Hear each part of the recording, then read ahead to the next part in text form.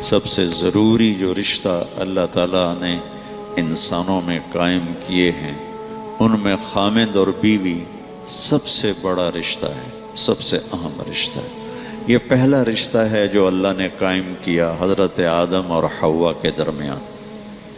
یہ آخری رشتہ ہے جو انسانوں میں قائم رہے گا جنت میں، ہر مرد اپنی بیوی کے ساتھ، ہر عورت اپنے خامند کے ساتھ، جوڑا جوڑا جوڑا جنت میں رہیں گے،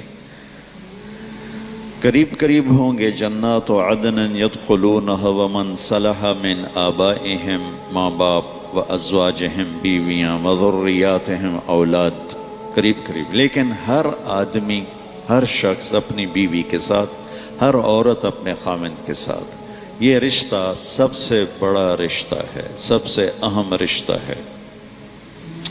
قرآن نے جتنا اس رشتے پہ زور دیا ہے کسی رشتے پہ اتنا زور نہیں دیا۔ والدین کی خدمت اور حقوق کے لیے چند آیات، اولاد کی تربیت کے لیے چند آیات، باقی رشتوں کے لیے تھوڑی تھوڑی آیات ہیں، لیکن خامند اور بیوی کے رشتے کے لیے سینکڑوں آیات، پوری سورت اتاری ہے۔ سورہ تحریم خامند اور بیوی کا رشتہ، سورہ طلاق خامند اور بیوی کا رشتہ، سورہ نساء خامند اور بیوی کا رشتہ، سورہ بقرہ، آل عمران، اتنی تفصیل ہے۔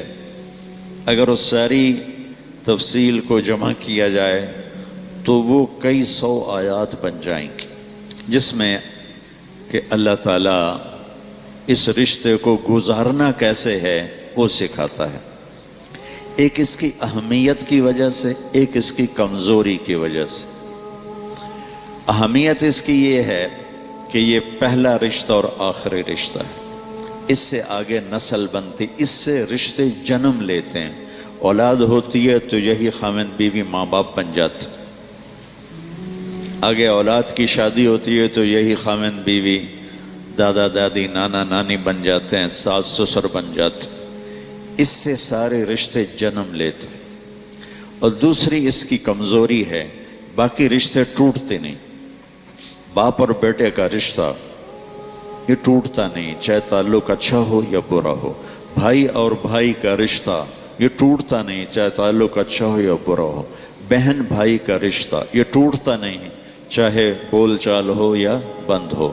لیکن خامند اور بیوی کا رشتہ ایک بول پہ ٹوٹ جاتا ہے، ایک لفظ پہ ٹوٹ جاتا ہے، اور اللہ چاہتے ہیں کہ وہ حالت پیدا نہ ہو اور وہ صورتحال پیدا نہ ہو۔ اس سے کیسے نکلنا ہے، اس سے کیسے بچنا ہے؟ صورتیں بھری پڑی، زندگی کیسے گزارنی ہے، صورتیں بھری پڑی ہیں۔ اور بدقسمتی سے یہ رشتہ سب سے زیادہ اس وقت پس رہا ہے۔ جتنا یہ اہم ہے اتنا یہ پس رہا ہے، اور اس کی وجہ ہمارا جوائنٹ فیملی سسٹم ہے کہ وہیں باپ رہتا ہے، وہیں ماں رہتی ہے، وہیں بیٹا ہے، وہیں اس کی بیوی ہے، وہیں اس کی بہنیں ہیں، تو ایک کھچڑی پک جاتی ہے۔ کسی وقت میں یہ بہت اچھا سسٹم تھا کہ ایک دوسرے کے رشتوں کی پہچان تھی اور ایک دوسرے کے مددگار تھے، لیکن اب یہ جوائنٹ فیملی سسٹم ایک مصیبت بن چکا ہے کہ رشتوں کی پہچان نہیں، اور جتنے لوگ زیادہ ہوتے ہیں اتنی لڑائیاں زیادہ ہوتی ہیں۔ اس لیے آنے والی کا یہ حق ہے، آنے والی کا یہ حق ہے کہ طیب کا باپ مالدار آدمی ہے، یہ اس کی بیگم مطالبہ کرے کہ مجھے الگ رکھو، میں تمہارے ماں باپ کے ساتھ نہیں رہنا چاہتی، تو اس کے ذمے ہے یہ اس کو الگ گھر لے کر دے، تاکہ اگر کوئی جھگڑا ہو تو 2 میں ہو، 10 میں نہ ہو۔ چونکہ جوائنٹ فیملی سسٹم میں ایک قطرے کی جو بات ہوتی ہے نا وہ موج بن جاتی ہے، ایک تنکے کے برابر کی بات ہے نا وہ جنگل بن جاتی ہے۔ اور خاص طور پر ساس اور بہو کا جو رشتہ ہے یہ بہت مسخ ہو چکا ہے، یہ بڑا پیارا رشتہ ہے۔ میں نے اپنی بیٹیوں کو ڈولی میں بٹھا کے رخصت کر دیا، میرا گھر میری بیٹیوں سے خالی ہو گیا۔ اب میں کسی کی بیٹی کو لے کے آ رہا ہوں یا آ رہی ہوں، میں اسے اپنی بیٹی بنا لوں، یہ آنے والی اسے اپنی ماں بنا لے، تو یہ کتنا خوبصورت رشتہ ہے۔ لیکن ساس ہی سب سے نیگیٹو کردار ہے، اور سسر ہی سب سے نیگیٹو کردار ہے کہ یہ جانتے نہیں کہ میرے نبی کی زندگی کیسی تھی۔ میرے نبی نے مدینے کے صحابہ کو انصار کہتے ہیں، اور مکے کے صحابہ کو مہاجرین کہتے ہیں، تو ایک دفعہ میرے نبی نے اپنے مدینے والے ساتھیوں کی تعریف کرتے ہوئے یہ بات فرمائی کہ یہ جو میرے انصار مدینہ ہیں، یعنی مدینے والے، یہ بڑے عالی شان لوگ ہیں۔ آپ نے ان کی سنو کس بات پہ تعریف کی، تہجد پہ نہیں، نماز پہ نہیں، جہاد پہ نہیں، تبلیغ پہ نہیں، ذکر پہ نہیں، تلاوت پہ نہیں، کہ یہ جو مدینے والے میرے صحابہ ہیں یہ بڑے زبردست لوگ ہیں۔ ان کے گھر میں جب کسی کی بیٹی بہو بن کے آتی ہے تو اسے ذرا بھی فرق نہیں محسوس ہوتا کہ ماں باپ کے گھر میں ہوں یا سسرال کے گھر میں۔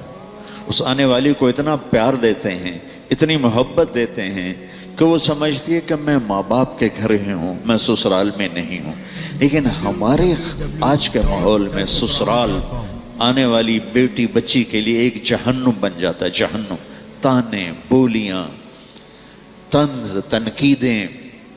اور اس میں ایک بڑی وجہ ہے، بچہ ماں پروان چڑھاتی، اللہ اس سے زندگی دیتا ہے، اس کی گود میں پلتے پلتے بڑا ہوتا، جب اس کی شادی ہوتی ہے اس کی محبت کا بہاؤ بیوی کی طرف ہو جاتا ہے۔ یہ طبیعی چیز ہے، فطری چیز۔ وہ اپنی بیوی کو زیادہ توجہ دیتا ہے، ٹائم دیتا ہے، تو اس کی ماں میں حسد پیدا ہو جاتا۔ وہ اس حسد کو پھر اس اپنی بہو کو تنگ کر کے نکالتا، کبھی بیٹے کے کان بھرے گی، کبھی اس کی بے عزتی کرے گی، کبھی اس کو تانے دے گی، کبھی کسی قسم کے تانے دے گی۔ اس کے پیچھے کوئی جھگڑا تھوڑا ہے، اسی نے اس کی اولاد کا، اگلی نسل کا اس نے ماں بننا ہے، اور اس آنے والی نے اس کی جگہ سنبھالنی ہے۔ اگر ترتیب کے مدے سے اللہ نے رکھا ہے کہ بھئی بڑا پہلے جاتا ہے، چھوٹا بعد میں جاتا ہے، وہ یہ سمجھتی ہے کہ یہ میرے گھر کی وارث ہے، پھر اس کو ذلیل کرتی ہے لاشعوری حسد کی وجہ سے۔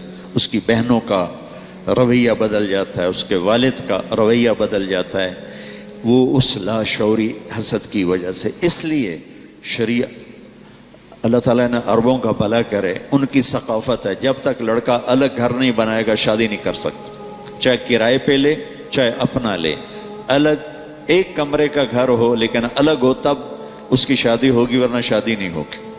ان کی کھچڑی نہیں بنی ہوئی، ان کی لڑائیاں ایسے نہیں ہوتی ہیں جیسے ہماری، سارا دن ایک لڑکا لڑکی آپس میں الجھ گئے، چھوٹا مسئلہ ہے، لیکن ساتھ ماں بھی الجھ گئی، باپ بھی الجھ گیا، بہنیں بھی الجھ گئے، چاچے بھی آ گئے، مامے بھی آ گئے، دادے بھی آ گئے، نانے بھی آ گئے، اتنے تو سوٹے چل گئے۔ اگر یہ اس کو گھر لے کے نہیں دے سکتا تو اس کے ذمہ ہے اس کو کرائے پر لے کر دے۔ اس کے بھی ہمت نہیں ہے تو گھر میں ایک پورشن الگ کر دے، اس کا کچن بھی الگ ہو، اس کا رہنا بھی الگ ہو، تاکہ اس میں کسی کا دخل نہ ہو، وہ اور اس کا خامد اور اس کی بیوی اپنی زندگی شروع کریں۔ وہ اتنے بھی نہیں رکھتا ہمت، سارے ایک جیسے نہیں ہوتے۔ ایک کمرہ، ایک کچن، ایک ٹوائلٹ، یہ آنے والی لڑکی کا حق واجب ہے، یہ حق واجب۔ مشترکہ کچن ہوگا تو لڑائیاں ہوں گی، مشترکہ واش روم ہوں گے تو لڑائیاں ہوں گی۔ اور اگر یہ اس کی بھی ہمت نہیں رکھتا کہ کمرہ بھی نہیں الگ کر سکتا، واش روم نہیں دے سکتا، کچن نہیں دے سکتا، تو پھر یہ شادی نہ کرے، روزے رکھے تھے تسبیح پڑھے، کسی دے دینوں برباد نہ کرے۔ کسی کو بیٹی ہاتھ میں دے دینا کوئی آسان کام ہوتا، اور آتے ہی اس کو سولی پہ چڑھا دینا اور اس کو تانے دے دے کے تباہ و برباد کر دینا، اس میں دیندار اور دنیا دار دونوں برابر، اس میں داڑھی والے کلین شیو دونوں برابر، اس میں پردہ دار عورتیں اور بے پرد دونوں برابر۔ آگ لگی ہوئی ہے، آگ لگی ہوئی ہے، آگ لگی ہوئی ہے۔ بھائیو، اپنے رشتوں کو آباد کرو میرے نبی والے اخلاق کے ساتھ۔ رشتوں کو آباد رکھنا ہے تو صرف ایک چیز چاہیے، صرف ایک چیز، صرف ایک چیز، صرف ایک چیز سے ہر رشتہ آباد ہو جائے گا، وہ ہے ایک دوسرے کو برداشت کرنا، یا وہ ہیں میرے نبی کے اخلاق، یا وہ ہے ایک دوسرے کی تعریف، حوصلہ افزائی، یا وہ ہے ایک دوسرے کو طنز اور تانے سے بچانا۔ ان سینکڑوں آیات کا میں 2 لفظوں میں خلاصہ بتا دیتا ہوں جو اللہ نے خاوند اور بیوی کے رشتے کے لیے آیات، صرف 2 لفظوں میں سارا بتا دیتا، صرف 2 لفظوں۔ میرا اللہ کہتا ہے نساؤکم حرث لکم فاتوا حرثکم انا شئتم، تمہاری بیویاں تمہاری کھیتی ہیں. کاشتکار زمیندار اپنی کھیتی کو کیسے پالتا ہے؟ یہاں تو کراچی تو زرعی شہر نہیں ہے، ہم تو پنجاب کے رہنے والے ہیں، تو ساتھ ہی زراعت چلتی ہے، ایگریکلچر چلتا ہے، لیکن اپنے گھروں میں پودے لگائے ہیں، پھلواڑی لگائی ہے، پھول لگائے ہیں، کسی نے کوئی پھلدار درخت لگایا ہوا ہے. تو اس درخت کو، اس گھاس کو، اس پھلواڑی کو کس طرح ہم لے کے چلتے ہیں؟ پانی کی ضرورت پانی لگاؤ، کھاد کی ضرورت کھاد لاؤ، سپرے کی ضرورت سپرے لاؤ. پھل نہیں دیا تو پریشان بیٹھے ہیں، پھل نہیں آ رہا، کوئی وجہ تلاش کرو. یہ ہے ہمارا رخ. کبھی دیکھا، میرا زمیندار گھرانے سے تعلق کہ بھائی آم نے پھل نہیں لیا اور زمیندار نے ڈنڈا اٹھا کے آم کی پٹائی شروع کر دی، تیری ایسی تیسی، تو پھل نہیں لیا، لتر مارو اس نو.